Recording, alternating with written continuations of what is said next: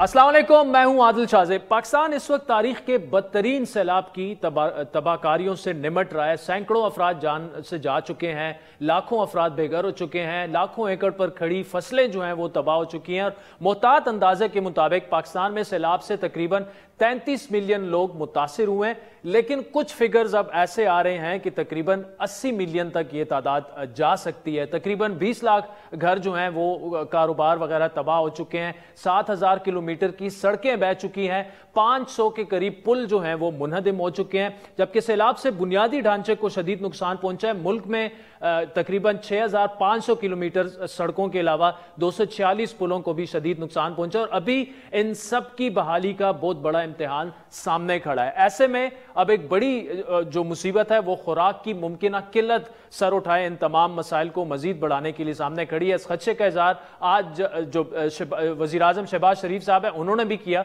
जिनके बकौल मुल्क का ज़री इलाका जो है वो ज़ेरे आब आ चुका है, खड़ी फसलें तबाह हो चुकी हैं और मुल्क में खुराक की किल्लत के खदशात पैदा हो चुके हैं। पाकिस्तान में गैर मुतवक्का बारिशों से आने वाले सैलाबों की तबाही के पैमाने का अंदाजा इस बात से लगाया जा सकता है कि गुज़श्ता दिनों अक़वाम मुत्तहिदा के सेक्रेटरी जनरल ने पाकिस्तान का दौरा करने के बाद ये बात की कि उन्होंने माहौलियाती तब्दीलियों के नतीजे में इतने बड़े पैमाने पर तबाही कभी नहीं देखी। ये बहुत बड़ी बात उन्होंने की। साथ ही उन्होंने इस उम्मीद का भी इज़हार किया कि आलमी बरादरी में पाकिस्तान की जो मदद के लिए जो दरकार मदद है वो ज़्यादा होगी। अगर सूबों के हवाले से बात करें तो सबसे ज़्यादा तबाही सिंध और बलूचिस्तान में हुई। वज़ीर आला सिंध मुराद अली शाह के बकौल सूबे के सैलाब ज़दा इलाकों से पानी निकालने में 3 से 6 माह लग सकते हैं। उनके बकौल सिंध में किसानों को तकरीबन 3 अरब 50 करोड़ का नुकसान हुआ है। लेकिन अब से चंद दिन पहले मुराद अली शाह साहब ने हमारे प्रोग्राम में सैलाब के बारे में जो कहा वो जरा मुलाहिजा कीजिए। सिचुएशन खराब है,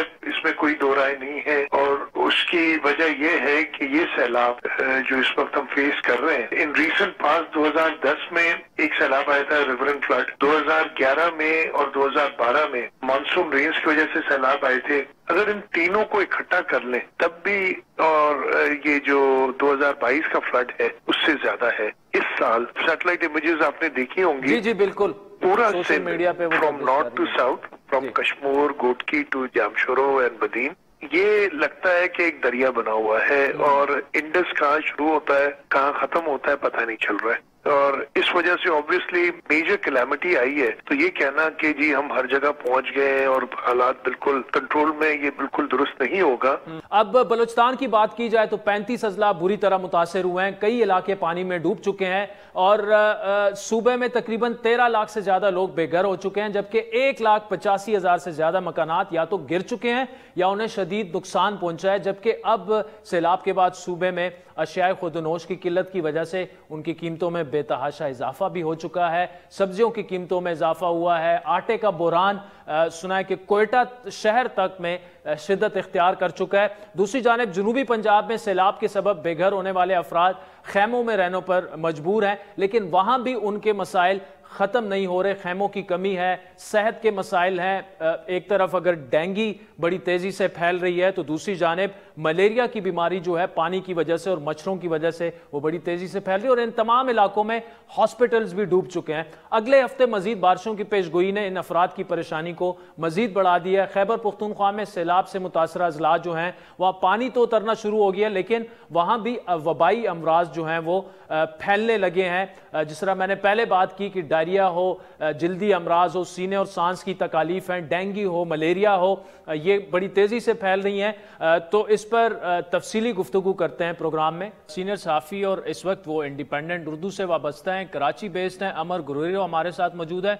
UNHCR के तर्जुमान बाबर बलोच साहब हमारे साथ मौजूद हैं। वो फ्लड इफेक्टीज के साथ काफ़ी टाइम गुजार के और इस वक्त ये इस्लामाबाद में है। और कोयटा से हमें शायद रिन साहब ज्वाइन करेंगे, सीनियर सहाफ़ी हैं। और फिर ये जो इतनी बड़ी तबाही आई है उसका इकोनॉमिक इम्पैक्ट क्या होगा पाकिस्तान पर और कितनी पहले तो $16 बिलियन जो है उस वक्त नुकसान हुआ था, 2010 की ये बात है, लेकिन ये जो सैलाब है इनका बताया जा रहा है कि स्केल बहुत बड़ा है।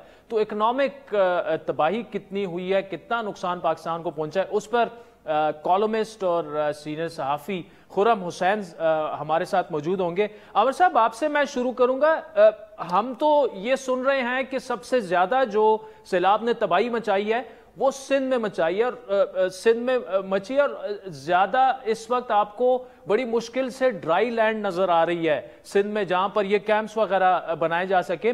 اوور ٹو یو، کیا حالات ہیں سندھ کے اور کتنی مشکل میں ہے اس وقت سندھ کی عوام؟ دیکھیں، سندھ جو ہے وہ پاکستان کا ٹیل اینڈ پروونس ہے۔ پورے پاکستان سے جو بارشیں ہوئی، جو بھی سیلاب آئے، فلیش فلڈ ہم نے سوات میں دیکھے، کے پی میں دیکھے، پھر پنجاب، صدرن پنجاب، وسیب میں، وہ سارا پانی سندھ کی طرف آیا ہے۔ اس کے بعد سندھ کے اندر خود جو ہے وہ اپنا جو اس کو مانسون کہا جا رہا ہے کہ ایوریج سے کئی گنا زیادہ جو ہے وہ بارشیں ہوئی ہیں سندھ کے اندر۔ اور سندھ کے کراچی ڈویژن میں 7 اضلاع ہیں، ان میں سے 2 یا 3 کو چھوڑ کے باقی سندھ کے تمام اضلاع کو آفت زدہ قرار دے دیا گیا ہے، اور تمام اضلاع میں پانی ہے۔ مگر بہت زیادہ صورتحال منچھر لیک کی طرف ہے، جہاں پر منچھر لیک کو کٹ دیے گئے تھے کہ ان کا اخراج جو ہے بلوچستان سے جو کھیتر ہلز ہے وہاں سے آنے والے پانی کے ریلوں سے منچھر بھر گیا تھا، اور اس کو پھر خطرہ تھا کہ کئی شہر جو ہے وہ زیر آب آ جائیں گے، تو منچھر کو جو ہے وہ کٹ دیا گیا۔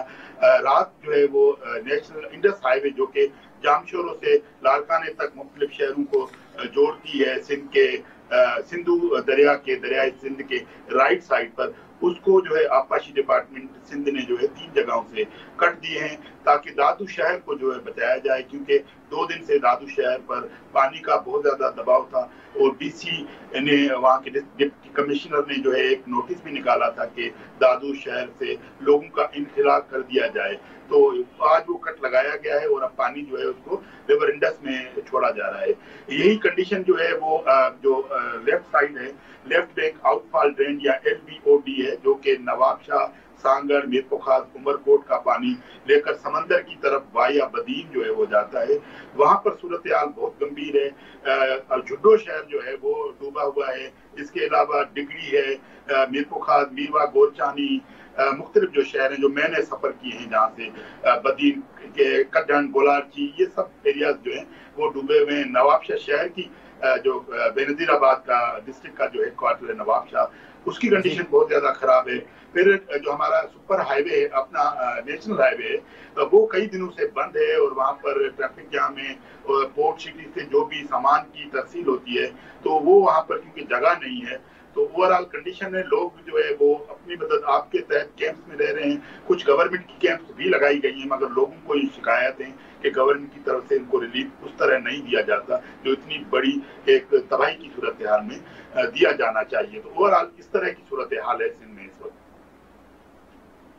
اچھا گوریری صاحب، یہ بتائیے گا اس سے پہلے کہ میں بابر بلوچ صاحب کے پاس جاؤں، یہ بھی حال ہی میں سندھ سے ابھی اسلام آباد پہنچے ہیں، یہ جو گورنمنٹ کو بار بار کرٹیسائز کیا جا رہا ہے سندھ گورنمنٹ کو کہ کہیں پہ وہ نظر نہیں آ رہی، ہم تو یہی دیکھ رہے ہیں مراد علی شاہ ہوں، بلاول صاحب ہوں، وہ ہمیں ایٹ لیسٹ اس میں ہیلی کاپٹرز میں اور اس میں تو نظر بھی آ رہے ہیں۔ دوسرا یہ کہ جتنی بڑی سکیل پر یہ تباہی ہوئی ہے، یہ تو سندھ حکومت کی بس کا کام ہی نہیں ہے، تو کیا مطلب گراؤنڈ پہ بالکل ہی حکومت نہیں ہے؟ دیکھیے، بارشیں آنا تو دیکھیے یہ ایکسٹرا آرڈنری ہے، کلائمیٹ چینج کے امپیکٹ سے بارشیں بالکل نارمل سے بہت زیادہ ہوئی ہیں، اور ہم نے بلاول بھٹو صاحب کو اور CM سندھ صاحب کو بھی ہیلی کاپٹر میں اور مختلف کیمپوں کا ان کے منسٹر کا دورہ کرتے ہوئے دیکھا گیا ہے۔ مگر لوگوں کو شکایت یہ ہے کہ جب وہ پانی میں پھنسے ہوئے تھے تو کوئی موٹر بوٹ نہیں تھی جو ان کو ریسکیو کر کے باہر نکالتی، جب وہ باہر نکلے ہیں تو ان کے پاس ٹینٹ نہیں ہے یا راشن کھانے کا نہیں ہے، جو مچھروں کی بہت بڑی تعداد ہے، ڈینگی اور ملیریا کے بڑے کیسز سامنے آ رہے ہیں، اس کنڈیشن میں جس اسکیل پر ایک چیزیں ہونی چاہیے وہ نہیں ہو رہی ہیں۔ سندھ حکومت سے جب بھی آپ بات کرتے ہیں تو سندھ حکومت کہتی ہے کہ یہ ایکسٹرا آرڈنری باتیں تھی، بھائی وہ تو ہو گئی، اس کے بعد کا اب مرحلہ کیا ہوگا؟ اتنے زیادہ جو ہے وہ امداد دوسرے ممالک سے بھی آ رہی ہے، وہ گراؤنڈ پہ نظر نہیں۔ کل آپ نے دیکھا ایک وائرل ٹویٹ کے اندر کہ ایک آٹے کی بوری کسی دکان پہ بیچی جا رہی ہے، تو اس کی بھی ابھی تک کوئی کلیئرفیکیشن نہیں آئی ہے کہ کہاں کی ہے، کیوں ہے، کہا جا رہا ہے کہ وہ انڈیا کی تھی، کہاں کی تھی۔ تو لوگوں کو جو شکایت وہ یہی ہے کہ اتنے بڑے اسکیل کے بعد جس لیول پر گورنمنٹ کو رسپونڈ کرنا چاہیے تھا وہ رسپونڈ جو ہے وہ گراؤنڈ پر نظر نہیں آتا ہے۔ بابر بلوچ صاحب، آپ بھی وہاں پر موجود رہے، کتنے بڑے سکیل کی یہ تباہی ہوگی؟ देखें, जहाँ तक मैंने देखा, हम कराची से जामशोरो गए और कराची से जामशोरो कोई ज़्यादा दूर नहीं है। हैदराबाद से पहले जैसे ही आप जामशोरो की तरफ मुड़ते हैं और थोड़ी दूर जाने के बाद ही आपको पता चलता है कि आप कहाँ खड़े हैं। जैसे जैसे आप आगे बढ़ते जाते हैं, खुश्क ज़मीन ख़त्म होती जाती है, उस रोड के सिवा जो हाईवे है दोनों तरफ आपको पानी ही पानी नज़र आता है। और जिस तरह से आपने सुना भी होगा और लोगों से कि इस लेवल का नेचुरल डिज़ास्टर हमने इससे पहले नहीं देखा। अगर आपको याद हो, इनिशियल एस्टीमेट्स थे 33 मिलियन लोगों के अफेक्ट होने के, वो 80 मिलियन तक अब पहुंच गए, जो रफ़ एस्टीमेट्स जो गवर्नमेंट के लोग हमें बता रहे हैं। और जैसे आपने सुना, सेक्रेटरी जनरल पाकिस्तान आए, उन्होंने भी ये कहा कि इससे पहले इतनी बड़ी तबाही मैंने नहीं देखी। यूएनएचसीआर, अक़वाम मुत्तहिदा के सेक्रेटरी जनरल अगर ये बात कर रहे हैं कि इतनी बड़ी तबाही मैंने नहीं देखी, तो जाहिर बात है फिर तो अंदाज़ा हमें शायद इतना नहीं हो रहा, लेकिन दुनिया को हो रहा है कि कितनी तबाही हो चुकी है। बिल्कुल। और वो ये कहते रहे कि ही केप्ट रिपीटिंग कि दिस इज़ अनइमेजिनेबल। और वो जब उन्होंने अपनी प्रेस टॉक की कराची में, जहाँ पे मैं मौजूद था अपने बाकी यूएन के कॉलीग्स के साथ, तो वो ये कहते रहे कि दुनिया को ये समझना चाहिए कि पाकिस्तान जो इस क्लाइमेट कार्नेज के फोर फ्रंट पे है, यहाँ के लोग किस चीज़ से लड़ रहे हैं, किस तरह से गुजर रहे हैं। जो हमारी कंट्रीब्यूशन है यूएनएचसीआर की, आपको पता है कि हम पाकिस्तान के साथ मिलकर 40 साल से अफगान रेफ्यूजीज़ के लिए काम करते आ रहे हैं। तो जो हमारी कोशिशें शुरू में थी केपी और बलूचिस्तान में, जहाँ पे हमारे ऑफिसेज़ हैं, वहाँ पे हमने अपने वेयर हाउसेज़ बिल्कुल उनको ओपन करके वहाँ के सामान डिस्ट्रीब्यूट कर दिए। अब जब मैं सिंध में था तो पिछले एक हफ़्ते से हम कोई 16 फ़्लाइटें जो रिलीफ आइटम्स हैं, हमारा जो वेयर हाउस है, लॉजिस्टिक हब है दुबई से, यूएई की मदद से हम वो ला रहे थे और प्रोविंशियल अथॉरिटीज़ के हैंड ओवर कर रहे थे, ताकि ये जल्द से जल्द लोगों में डिस्ट्रीब्यूट किया। ठीक, अच्छा। और ये जो अक़वाम मुत्तहिदा के सेक्रेटरी जनरल ने जो बात की कि यार इतने बड़े स्केल की तबाही उन्होंने पहले नहीं देखी, क्या इसका इम्पैक्ट, और फिर साथ में उन्होंने ये भी कहा कि ये नेचुरल डिजास्टर जो है वो नहीं है, ये जो बड़े बड़े इंडस्ट्रियल स्टेट्स हैं, जो ममालिक हैं, उनकी कंट्रीब्यूशन बहुत ज़्यादा है। क्या इसका कोई इम्पैक्ट आलमी दुनिया पर होगा कि पाकिस्तान आपकी वजह से ये डिजास्टर्स जो हैं वो आए? एक बात जो अभी जो हम बात कर रहे थे कि स्केल क्या है और कैसे जो हम ऑन ग्राउंड देख रहे हैं, जो हमारे कोलीग रिपोर्ट कर रहे हैं वहाँ पे दुनिया तक ये बात, और ये हमें ऑफिशियल्स भी बताते हैं कि लोगों को अब तक ये पता नहीं है कि इसका स्केल कितना बड़ा है। पूरे पाकिस्तान को इसने अफेक्ट किया है, मिलियन लोगों को जो है ना वो इसकी वजह से सफ़र कर रहे हैं। काफ़ी इलाकों से पानी निकला नहीं है, और अभी आज सुबह की बात थी कि शायद और बारिशें भी हो रही हैं। तो सेक्रेटरी जनरल का यहाँ आना और पाकिस्तान के साथ यकजहती का इजहार करना, और उन्होंने कहा कि वो जब हाई कमिश्नर फॉर रेफ्यूजीज़ थे तो वो यहाँ काफ़ी बार आए और पाकिस्तान के साथ उनकी एक इमोशनल अटैचमेंट भी है। तो ये मैटर करता है कि दुनिया तक उनकी आवाज़ पहुँचे, और उनकी आवाज़ दुनिया तक पहुँची है। आपने देखा इंटरनेशनल प्रेस उनके साथ था, और उन्होंने ये भी कहा कि उनके इदारे बशमूल यूएनएचसीआर जो हम यहाँ पे मौजूद हैं, जो हमसे हो सकता है वो हम करेंगे, लेकिन इसके लिए आपको एक ग्रैंड कलेक्टिव इंटरनेशनल एफर्ट की ज़रूरत है पाकिस्तान और पाकिस्तान के लोगों की मदद करने की ज़रूरत के लिए। आप हमारे साथ जी अमार साहब ये बताइएगा कि जो अभी बाबर बलोच साहब बात कर रहे थे, तो ऑब्वियसली बहुत ये बड़ी तबाही है, लेकिन कि ये जो ग्रैंड एफर्ट है, क्या सिंध हुकूमत इस बारे में कुछ सोच रही है, या फिलहाल वो they are concentrating on relief activities और उसके बाद ही फिर सोचा जाएगा, या सिंध में जो एटलीस्ट जितनी तबाही हुई है वो हमारे पास उसके एस्टिमेट्स में, कैलकुलेशन में कितना टाइम लग सकता है आने में? देखिए, सिंध गवर्नमेंट, मेरी कोई 4 दिन पहले सीएम हाउस में सीएम से मुलाकात हुई थी। उन्होंने मुझे बताया था कि सिंध के अंदर तमाम फसलें जो हैं, जिसमें कॉटन है, शुगर केन है, डेट्स, खजूर है और जो सब्जियां हैं, फल हैं, मुकम्मल तौर पर तबाह हो चुके हैं। और सिंध गवर्नमेंट का अपना एस्टिमेशन है कि सिर्फ सिंध को 1500 बिलियन रुपीस का लॉस हुआ है इस मॉनसून के बायस। कैलकुलेट वो कर रहे हैं, सिंध को बहुत ज्यादा नुकसान हुआ है। पूरे पाकिस्तान की जो उसमें अगर हम एस्टिमेट करें तो Sindh is the worst victim province, और सिंध गवर्नमेंट उस पर बिल्कुल कर रही है, डेटा कलेक्ट कर रही है और चीजें जो है वो इकट्ठी की जा रही हैं। रिलीफ भी अपनी जगह पे थोड़ा बहुत है, लोगों को कंप्लेन अपनी जगह पर है कि ताहाल नहीं हुआ है, मगर उसके बावजूद मुझे ये भी फील होता है कि सिंध आने वाले जो इंटरनेशनल फोरम्स हैं, जैसे COP27 होने जा रही है नवंबर में इजिप्ट में, तो शायद वहां पर भी अपना कोई डेलीगेशन भेजें जिसमें अपना केस जो है ये पेश करें कि इस दुनिया के जो तरक्की याफ्ता ममालिक है उनकी मिशन के बाद जो है वो हम पाकिस्तान विक्टिम हुआ है और सिंध उसमें विक्टिम हुई है। ऑब्वियसली पाकिस्तान भी इस केस को वहां पर ले जाएगा, मगर मुझे ये भी मालूम हुआ है कि सिंध भी पाकिस्तानी वफद के साथ सिंध अलग से एक प्रोटेस्ट करने भी जा रहा है। तो इस तरह की भी कुछ चीजें हो रही हैं। और ये जो एफर्ट आप कह रहे हैं ना, दुनिया भर के मुख्तलिफ ममालिक में प्रोटेस्ट हुए हैं कुछ दिनों से कि पाकिस्तान जो है वो आप लोगों की वजह से भुगत रहा है। ये हमारे यहाँ रिपोर्ट नहीं हुए, मगर लोगों को ये केस जो है ये इनके आने से, इंटरनेशनल मीडिया की कवरेज करने से लोगों को अब दुनिया भर में पता चल रहा है। एक तो एड आ रही है, दूसरा लोग प्रोटेस्ट भी कर रहे हैं कि क्लाइमेट चेंज के विक्टिम कंट्रीज को अब माफ किया जाए,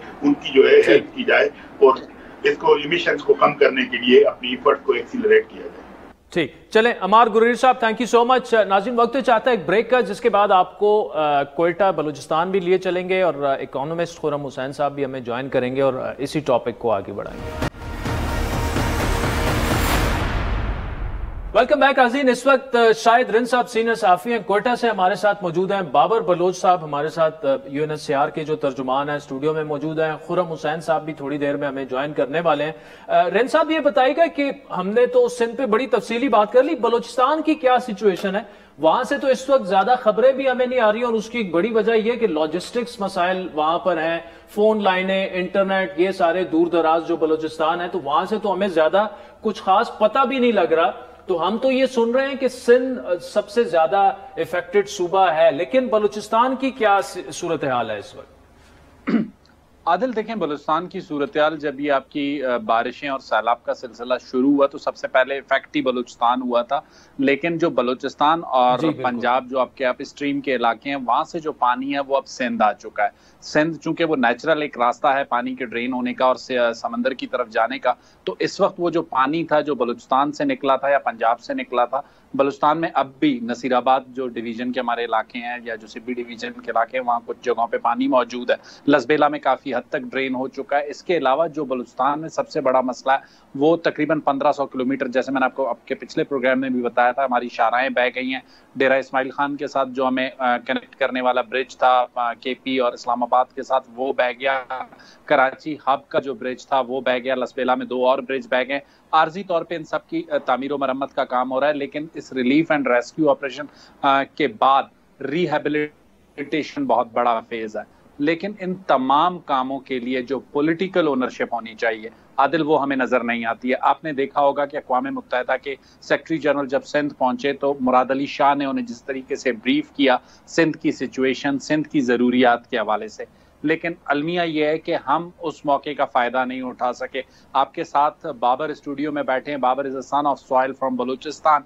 अगर बाबर जैसे लोग कोई बलूचिस्तान पे बैठ के या वफाकी हुकूमत कोई मेहरबानी करें और इस चरवाहे के बलूचिस्तान को कोई रिलीफ, रेस्क्यू एंड रिहेबिलिटेशन में आर्मी के बाद अगर इनकी जो है ना ये तरजीह पे आए वफाकी हुकूमत के और UNHCR और UN के इदारों के, तो फिर तो यहाँ कुछ हो सकता है। बाकी पॉलिटिकल गवर्नमेंट के लिए एक जुमला मुझे पिछले 24-48 घंटों से मैं वो कर रहा हूँ कि पॉलिटिकल गवर्नमेंट को कोई परवाह नहीं है। उसके लिए ऐसा है कि मेरा बुलबुल सो रहा है शोर ना मचाओ, उसे कोई परवाह नहीं है। पार्टी का सेक्रेटरी जनरल जो जब आप पॉलिटिकल गवर्नमेंट की बात कर रहे हैं, जब लास्ट वीक भी आपसे बात हुई थी, आपका यही बड़ा सीरियस गिला था कि पॉलिटिकल ओनरशिप, ये आप सूबाई हुकूमत की बात कर रहे हैं?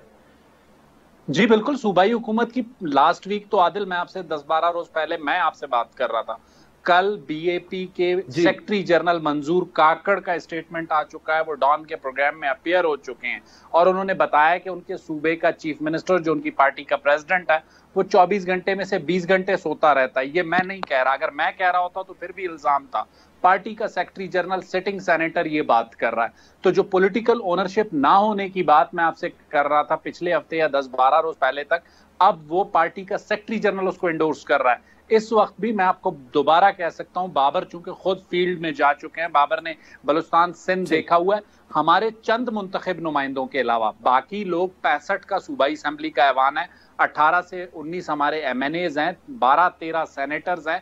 ये टोटल 100 के करीब स्ट्रेंथ बनती है और बलूचिस्तान के अजला 33 हैं। اگر ان 100 لوگوں کو 4-4 5-5 کی ٹولیوں میں ڈیوائیڈ کر کے آپ ایک ایک ڈسٹرکٹ میں بٹائیں. ٹھیک بابر صاحب، ہم نے جو سندھ کی صورتحال دیکھی وہ تو واقعی بڑی ابتر ہے، لیکن ایٹ لیسٹ کچھ تو وہاں پہ مراد علی شاہ اور گورنمنٹ جو ہے وہ کام کری. بلوچستان کا مسئلہ بڑا ڈیفرنٹ آ رہا ہے. یہ شاید رند صاحب جو ہے لاسٹ ویک سے ہم انہیں اکثر پروگرام میں لیتے رہتے ہیں، یہی بات کر رہے ہیں کہ پولیٹیکل اونرشپ نظر نہیں آ رہی، گراؤنڈ پہ کچھ ایسی ایکٹیویٹی نظر نہیں آ رہی. تو اقوام متحدہ اور اس سے جڑے ادارے جو ہیں وہ کتنا کچھ کر سکتے ہیں بلوچستان کے لیے؟ کیا پلان آپ کا کیا ہے؟ دیکھیں میں تو ایک ہیومینیٹیرین ورکر ہوں جی، جو سیاسی تجزیہ ہے میں وہ آپ سے نہیں بالکل ہیومینیٹیرین گراؤنڈ پہ پورے پاکستان میں بشمول بلوچستان ہمارا جو کوپریشن ہے یا ہمارے جو تعاون ہے وہ گورنمنٹ لیڈ پروسیس کے ساتھ ہے جی. ہم فیڈرل میں نیشنل ڈیزاسٹر مینجمنٹ اتھارٹی کے ساتھ کام کرتے ہیں، پروونسز میں ہم پروونشل ڈیزاسٹر مینجمنٹ اتھارٹیز کے ساتھ کام کرتے ہیں، اور جیسے میں نے آپ کو پہلے کہا بلوچستان ان صوبوں میں سے ایک ہے جہاں پہ افغان مہاجرین کی تعداد زیادہ ہے. تو وہاں پہ جو ہماری کوپریشن ہے وہ صوبائی حکومت، صوبائی ادارے اور فیڈرل ادارے ان کے ساتھ ہے جو ہم کر سکتے ہیں. اور میں نے آپ کو بتایا کہ جس تیزی سے یہ سیلاب آیا ہے، جس تیزی سے بارشیں ہوئی ہیں، اس میں کوئی تیار تو نہیں تھا، لیکن جو UNHCR یا باقی اقوام متحدہ کے ادارے ہیں وہ اپنی سپورٹ پرووائڈ کر سکتے ہیں. ہم نے جو ہمارے ویئر ہاؤسز تھے وہاں سے سپورٹ کی ہے، ہیلپ کی ہے، اور ظاہر لوگ بھی دیکھ رہے ہیں کہ کتنی جلدی ان کو اور مدد ملے. اس لیے جو ریفرنس تھا سیکرٹری جنرل صاحب کے وزٹ کے حوالے سے، انہوں نے بھی یہ کہا کہ عالمی طور پہ جتنی آپ کو ضرورت پاکستان کو چاہیے، پاکستان کے لوگوں کے ساتھ، عوام کے ساتھ، حکومت کے ساتھ ہم کھڑے ہیں اس ایفرٹ میں کہ لوگوں کی مدد کی جا سکے، وہ کی جا سکے. اور جو بابر صاحب پروگرام سے پہلے بلکہ آپ یہ کہہ بھی رہے تھے کہ آپ کا پلان بھی بن رہا ہے بلوچستان جانے کا، لیکن جو لاجسٹک مسائل جو ہیں وہ تو شاید گراؤنڈ پر جا کر مزید وہاں پر آپ کو اندازہ ہوگا، اور اگر کوئی آپ بھی پھر آبویسلی جو ریلیف ایکٹیویٹیز جو UNHCR لیڈ ہیں اس کو پش کر پائیں گے. بالکل، جو پورا جو UN اور ہیومینیٹیرین سسٹم جو بشمول UNHCR کے، ہم حکومت اور عوام کی مدد اور امداد کے لیے کھڑے ہیں. شانہ بشانہ آپ نے دیکھا سیکرٹری جنرل نے کہا کہ میرا وزٹ یہاں پہ سولیڈیریٹی کا ہے، یکجہتی کا ہے. تو ہماری جو کوپریشن ان کو چاہیے نیشنل لیول پہ، صوبائی لیول پہ، ہم وہ دینے کے لیے تیار ہیں. ٹیکنیکل لیول پہ جتنے ریسورسز ہم باہر سے لا سکتے ہیں. آپ نے دیکھا جب ہیومینیٹیرین اپیل لانچ ہوئی پاکستان کے لیے اسلام آباد سے اور جنیوا سے، وہاں سیکرٹری جنرل صاحب خود آئے، باقی ادارے تھے، ہائی کمشنر فار ریفیوجیز فلپو گرانڈی وہ بھی اس میں شامل ہوئے تاکہ دنیا کو بتایا جا سکے. اور جو لاجسٹک چیلنجز ہیں زمین پہ، اور کافی حد تک جب نیچرل ڈیزاسٹر آتے ہیں تو کافی دنوں تک تو یہ بھی پتہ نہیں ہوتا کہ کتنے لوگ اور کس لیول پہ افیکٹ ہوئے ہیں اور ضروریات کیا ہیں. ٹھیک، چلے خرم حسین صاحب کے پاس جائیں گے. خرم صاحب تھینک یو فار جوائننگ اس. جتنی سب سیلاب نے تباہی مچائی، باقی پینلسٹ کی گفتگو سے بھی ہمیں یہی لگ رہا ہے، بالخصوص سندھ اور بلوچستان میں، لیکن ابھی اس کا جو معاشی نقصان ہے اس کا امپیکٹ ابھی آنا ہے. آپ کے خیال میں ہماری معیشت جو ہے کیا وہ اس کا بوجھ سہ پائے گی؟ اور اس وقت جو معاشی تباہی ہو چکی ہے اس کا سکیل کیا ہے؟ کیا کوئی ہمیں اندازہ ہے؟ سکیل تو بہت زیادہ ہے عادل. سکیل کا آئیڈیا ہمیں آئی تھنک مہینے ہو جائیں گے جیسے وہ نکلتا آئے گا. تو میں اگر آپ کو ایک ایگزامپل دے دوں کہ 2010 کے جو فلڈز تھے ان کی جب ڈیمیج اسیسمنٹ کی گئی تھی تو اندازاً کوئی لگ بھگ 1.4 ٹریلین روپیز کا لاس جو تھا وہ ایسٹیمیٹ ہوا تھا. اس میں 1.4 ٹریلین روپیز جو اس زمانے کے ایکسچینج ریٹ کے مطابق کوئی 16 ارب ڈالر بنتے تھے. اب آج ہمارے ٹائم میں جو فلڈ ہوا ہے ابھی 2022 میں، اس کا جو سکیل ہوئے گا اٹ ول بی لارجر. اور اس ڈیمیج اسیسمنٹ کو کرنے میں ہی بہت ٹائم لگے گا. پچھلی دفعہ تو مہینے لگے تھے کمپریہنسولی. لیکن اس میں جو چیزیں پھر دیکھی جاتی ہیں کہ آپ کا انفراسٹرکچر کس طرح سے ڈیمیج ہوا ہے، روڈز، ریلوے لائنز، برجز جو بہہ گئے ہیں، power transmission lines and grid stations جو سبمرج ہونے کے بعد یوز لیس ہو گئے ہیں، ان کو ریپلیس کرنا ہوگا. وہاں سے لے کے کراپ ڈیمیج तो और क्रॉप डैमेज से लेके फिर आगे के लोग जिस तरह से मुतासिर हुए हैं, कितनों के घर इस लेवल तक डैमेज हो गए हैं कि उनको आपको गिरा के नया बनाना पड़ेगा, और ट्यूब वेल्स कितने बह गए हैं, वाटर कोर्सेज जो हुए हैं, जितनी रूरल एरियाज जो अभी सबमर्ज हैं वो कितनी तबाह हो गई हैं, तो उनको दोबारा से ले डाउन करना पड़ेगा। ये सारी चीजें जब देखेंगे तो उसके बाद ही फिर निकलना शुरू होगा, और फिर अंदाजा लगाना होगा कि फसलें जो तबाह हुई हैं और उनको इंपोर्ट करने के लिए, जो रिप्लेसमेंट इंपोर्ट करने के लिए, उसकी वजह से इंपोर्ट बिल हमारा किस तरह से मुतासर होगा। All of this will be added up. तो आई थिंक $16 बिलियन अगर 2010 के फ्लड्स का एस्टिमेट निकला था, that included damage as well as cost of rehabilitation.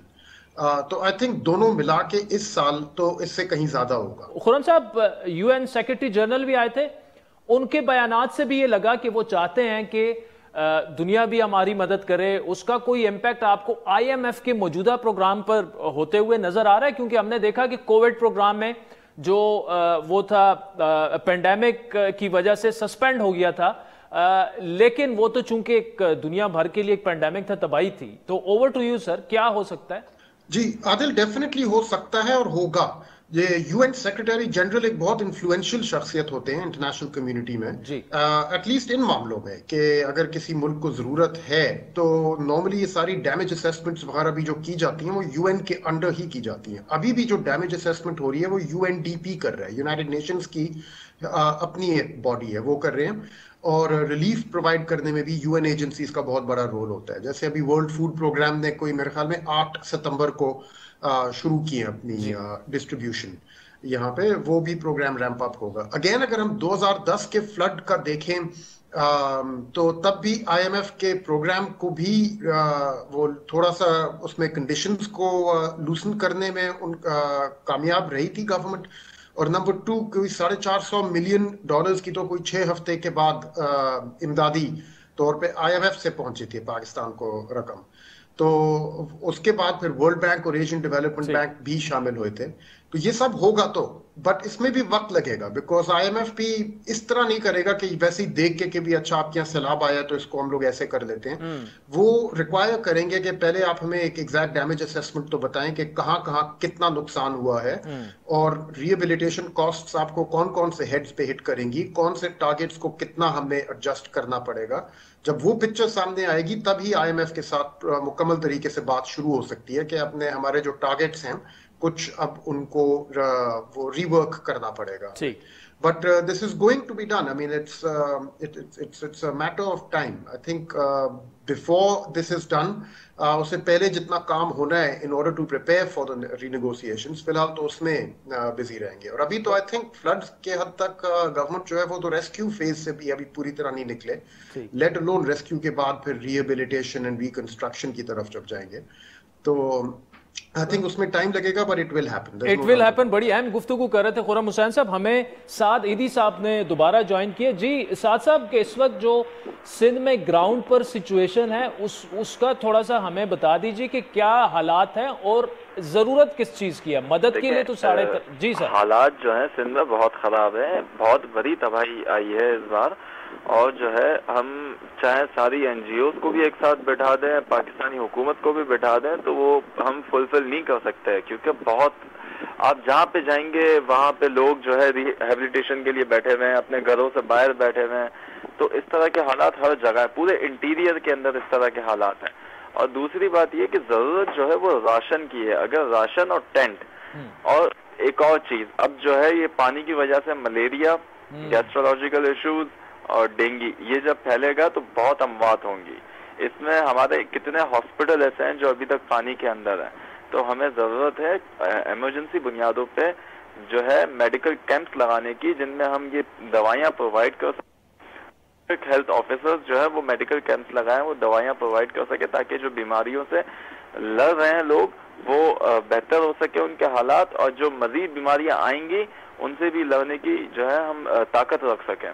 ठीक, वैसे तो साथ साहब जाते हुए ये भी बता दीजिएगा कि हुकूमत अपनी तरफ से तो कर रही है, लेकिन आपने तो खैर उसको समअप कर ही दिया कि सारी NGOs भी मिल जाएं, सारे मिल जाएं तो तबाही नहीं कर सकती, बहुत बड़ी तबाही है ये। जी ٹھیک چلیں بہت شکریہ سعد عیدی ہمارے ساتھ موجود تھے. ناظرین وقت تو چاہتا ہے ایک بریک کا جس کے بعد اس گفتگو کو آگے بڑھائیں. ویلکم بیک ناظرین. بریک سے پہلے سعد عیدی صاحب کی گفتگو آپ نے سنی کہ کتنی تباہی اس وقت سندھ میں ہے, تو ہم شاید رند سے بھی بات کریں گے. خرم حسین صاحب بھی ہمارے ساتھ موجود ہیں. بابر صاحب جو سعد عیدی صاحب بتا رہے تھے کہ ایک تو راشن اور ٹینٹ تو وہ تو ہے ضرورت, یہ تو اگر نہ ہو تو لوگ خدا نخواستہ جی نہیں پائیں گے 2-3 دن سے زیادہ. جو یہ ملیریا اور ڈینگی کی بات ہو رہی ہے, کیا جو انٹرنیشنل ہیومینیٹیرین آرگنائزیشنز ہیں ان کا اس پر بھی کچھ اس جانب بھی سوچ رہے ہیں, کیونکہ ہر طرف ڈینگی ملیریا. لیکن جو اس طرح کے نیچرل ڈیزاسٹرز میں جو فیزز آتے ہیں, جب لوگ بے گھر ہوتے ہیں, بچے, خواتین, جب وہ آپ کو رہنے کی کوئی جگہ نہ ہو, صاف پینے کا پانی نہ ہو, اس کے ساتھ کافی صحت کے مسائل بھی اٹھتے ہیں, تو ان کو ایڈریس کرنے کی ضرورت ہے. اور شیلٹر تو ایک بہت بڑی ضرورت ہے اس وقت, بنیادی جو بالکل اس شیلٹر آپ کو چاہیے, آپ کو گھر کے سامان چاہیے. تو جتنا بھی ہم as a humanitarian organization UNHCR ہم دنیا بھر میں جہاں پہ بھی ریفیوجیز اور ڈسپلیسمنٹ سچویشن ہوتی ہے تو بہت زیادہ پروکیورمنٹ ہم پاکستان سے بھی کرتے ہیں یوزولی, جب باہر سے بھی سامان لیتے ہیں. تو اس دفعہ بھی اس ایفرٹ میں یہ شامل ہے کہ خیمے, ٹینٹس جن کو ہم کہتے ہیں فیملی ٹینٹس, وہ ماسکیٹو نیٹس بہت ضروری ہیں, جیریکینز, اور پینے کے پانی کے لیے آپ کو جو ہے نا ایک کنٹینر چاہیے جس میں لوگ پانی پی سکیں, لیکن وہ پانی مہیا بھی ہونا چاہیے. تو یہ ساری چیزیں آپ کو چاہیے. اور جو عیدی صاحب نے بات کی وہ یہ تھی کہ آپ سب کو اکٹھا کریں. اسی لیے جب سیکرٹری جنرل یہاں پہ تھے انہوں نے کہا جو کچھ اب تک ہوا ہے it's a small drop in the ocean, بہت زیادہ کرنے کی ضرورت ہے پاکستان کے لیے. لیکن گوئنگ فارورڈ اب جب کہ لوگ کہہ رہے ہیں کہ شاید یہ ہر سال بارشیں زیادہ سے زیادہ ہوتی جائیں گی, تو ہمیں یہ بھی دیکھنا ہے کہ آگے ہمارا لاہ عمل کیا ہوگا. شاید ان سب مختصراً یہ بتائے گا کہ بلوچستان کی اگر بات کریں تو وہاں اس وقت فوری ضرورت کس چیز کی ہے گراؤنڈ پر؟ دیکھیں فوری ضرورت اس وقت جیسے کہ نصیر آباد کا علاقہ ہے, وہاں پہ پانی کی نکاسی کے ساتھ ساتھ لوگوں کو دوبارہ آباد کرنا, کیونکہ اس کے بعد سردیاں آنے والی ہیں. لازمی سی بات ہے سردیوں میں اتنا نصیر آباد میں افیکٹ نہیں ہوگا, لیکن کوئٹہ سٹی اور اس کے جو سراؤنڈنگز کے علاقے ہیں ان میں اتنا فلڈ کا نقصان نہیں ہوا. سب سے بڑا مسئلہ روڈ کنیکٹیوٹی کا ہے. اس وقت کوئٹہ جو سبی کا روڈ ہے وہ ڈسکنیکٹ ہے. ڈی آئی خان والے کو عارضی بنیادوں پہ اور سبی والے کو بھی عارضی بنیادوں پہ آپ نے آپریشنل کر دیا ہے. لیکن سردیوں کی جو بارشیں ہیں وہ کوئٹہ اپورڈز جو ہمارے شمالی علاقے ہیں وہاں پر ہوتی ہیں اور برف بھی ہوتی ہے, تو اس کی وجہ سے وہ اگر روڈ کنیکٹیوٹی کا ہمارا مسئلہ انٹر پروونشل جو کنیکٹیوٹی ہے وہ اگر حل ہو جاتا ہے فوری طور پہ تو بہت سی چیزوں کو بہتر کیا جا سکتا ہے, جیسے کہ خوراک کی کمی, بنیادی ضرورت کا جو اشیاء آٹا ہو یا دالیں ہو یا دیگر چیزیں ہوں یا سبزیاں ہوں, یہ سارا کچھ ہمیں پنجاب سے اور سندھ سے آتا ہے. تو اس وقت بھی کوئٹہ شہر میں آٹے کا بحران ہے. یہ ساری چیزوں کو بہتر کرنے کے لیے ایران کے ساتھ جو آپ کے بارڈرنگ ٹاؤنز ہیں وہاں سے بھی آپ کو کھانے پینے کی اشیاء ملتی ہیں, ان کو بھی آپ کو اوپن کرنا ہوگا. تو یہ اس کے بعد جو سب سے بڑا کرائسس بلوچستان کے لیے ہوگا وہ کھانے پینے کی اشیاء کا ہوگا اور انٹر پروونشل جو کنیکٹیوٹی ہے, کیونکہ ایک چیز یاد رکھیے ہمارے صوبے کے جتنے بھی پیشنٹس ہیں میجورٹی. ٹھیک چلیں جی, شاید رند صاحب, بابر بلوچ صاحب, خرم حسین صاحب بھی اس وقت ہمارے ساتھ موجود ہیں. آپ سب کا بہت بہت شکریہ. سعد عیدی صاحب نے ہمیں جوائن کیا تھا. اس وقت عمر گریرو بھی ہمارے ساتھ موجود تھے. جانے سے پہلے چونکہ اس سب کچھ کا امپیکٹ پاکستان کی اکانومی پہ بھی آ رہا ہے, خرم حسین صاحب ہمارے ساتھ موجود ہیں تو اس کا فائدہ اٹھاتے ہیں کہ خرم صاحب روپے کی قدر جو ہم نے دیکھا کہ ہفتے 2 ہفتے میں کافی تیزی سے کم ہوئی, حالانکہ IMF کے پیسے بھی مل گئے ہیں. حکومت نے سرٹنٹی لانے کی کافی کوشش کی ہے لیکن اس کے باوجود روپے پٹ رہا ہے. مفتاح صاحب کہہ رہے ہیں انہیں کچھ سمجھ نہیں آ رہا, کیا یہ ہو رہا کیا ہے؟ عادل فیکٹ از مجھے خود نہیں پتا کہ یہ ایکسچینج ریٹ میں کیا ہو رہا ہے. ٹھیک ہے, 2 چیزیں ہیں. ایک تو اتنی تیزی سے گر کیوں رہا ہے نمبر 1, اور نمبر 2 اتنا بڑا گیپ کیوں پیدا ہو گیا ہے انٹر بینک اور اوپن مارکیٹ کے درمیان. مجھے فی الحال کوئی کنونسنگ رسپانس اس کا نہیں مل رہا فرام فورن ایکسچینج اور foreign currency operators that I speak with. اتنا میں آپ کو بتا سکتا ہوں کہ اتنی بڑی جو موومنٹس ہیں دونوں سائڈز پہ, کہ اتنا بڑا gap between inter bank and open market and اتنی بڑی slide in a matter of few days, یہ کہیں نہ کہیں market has been hit by a very strong dysfunction. یہ صرف اسپیکولیشن یا ہورڈنگ کے اوپر مجھے نہیں لگ رہا کہ وہ اتنی بڑی موومنٹس کریٹ کر سکتے ہیں. کسی نہ کسی قسم کا کوئی ڈس فنکشن کہیں پہ آیا ہے, بٹ فرینکلی میرے پاس ابھی کوئی معلومات مجھے تو نہیں مل رہی کہ واٹ ایگزیکٹلی. حسین صاحب, thank you so much for joining us. ناظرین, آج کے پروگرام پر آپ کے فیڈ بیک کے منتظر رہیں گے. ہمارا ٹویٹر ہینڈل ہے @عادل. مجھے میری ٹیم سمیت اجازت دیجیے. خدا حافظ. ہر پیر سے جمعرات اپنے پسندیدہ شو لائیو ود عادل شاہ زیب کو یوٹیوب پر دیکھنے کے لیے ڈان نیوز کے آفیشیل یوٹیوب چینل پر آئیں اور سبسکرائب کر کے بیل آئیکن بھی پریس کریں.